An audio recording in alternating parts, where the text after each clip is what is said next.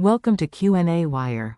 And it says that it's assume you have noted the following prices for books and the number of books sold.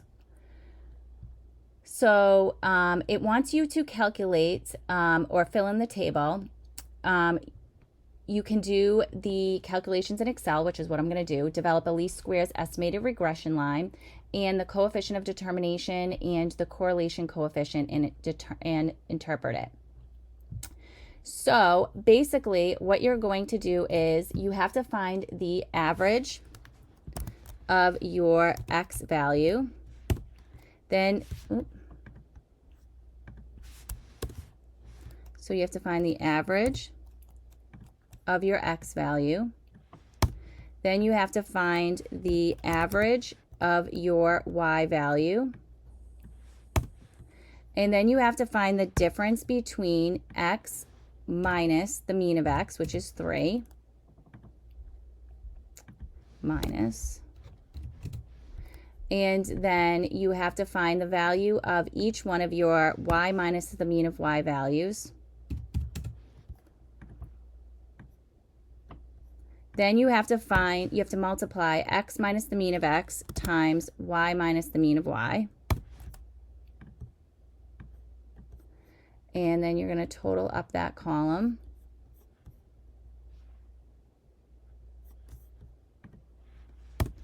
Then you are going to square each one of your X minus the mean of X values. And then you're going to total up that column. And then you are going to square each one of your Y minus the mean of Y values. And then you're going to total up that column. Then you're going to calculate your slope. So you're going to take the sum of the products and divide it by the sum of the squares of X. And then you are going to you're going to find your y-intercept. So you're going to take the mean of y and subtract it by the mean of x times your slope. And so your least squares regression line is y equals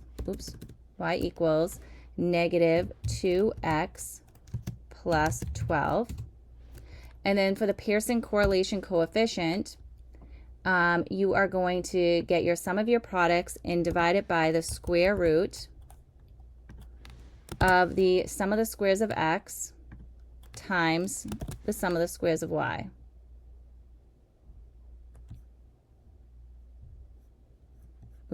Sum of the squares of x times the sum of the squares of y.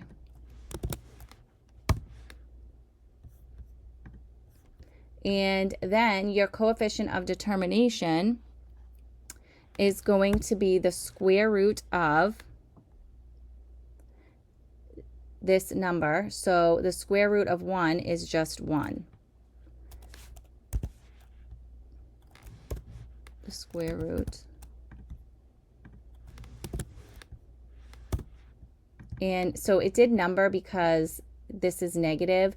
So it's also going to be 1. So what this means is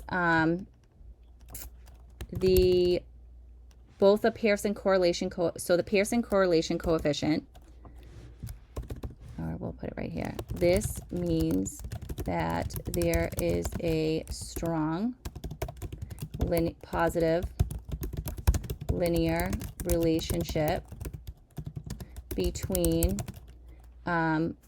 price and sale of books for books. I'm sorry, strong negative. And that, so typically as the price increases, the sale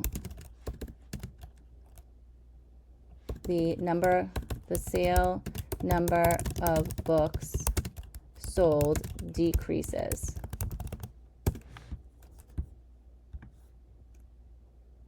And I'm going to wrap this text, merge. Ooh.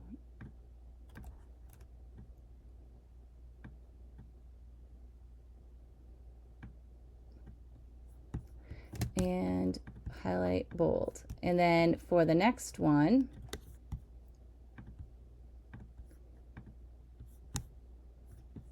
bold. Okay, so this means that there is a strong linear relationship between price and sale of books. So I hope that this video helps you. This is the middle school math teacher signing out.